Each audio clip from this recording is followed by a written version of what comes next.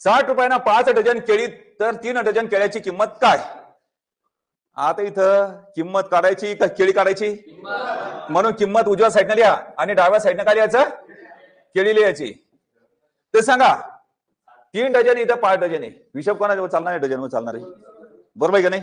हे पाहायचं डझन एका नग एका कसं आहे काय ते सगळं आपल्याला पाहायचं. नग आलं तर आपल्याला डझनचं रूपांतर नगामध्ये करावं लागतंय. डझन काढा म्हणलं तर त्याचं काय नगाचं रूपांतर डझन मध्ये करावं लागतंय. म्हणजे या सगळ्या सिच्युएशन मध्ये आपल्याला गणित सोडवणं महत्वाचं आहे. तर सांगा मग किती 5 डझन केळ्यासाठी किती रुपये?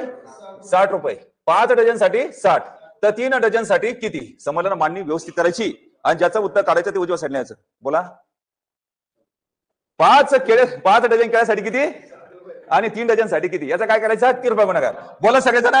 3 गुणिला 60/5. 5 आणि 60 कोणत्या पाड्यामध्ये? 5च्या. 5 आहे का 5? 5 12 60. 60चा संपली कोणाचा गुणाकार? 3 आणि 12चा. म्हणजे 12 किती? 36.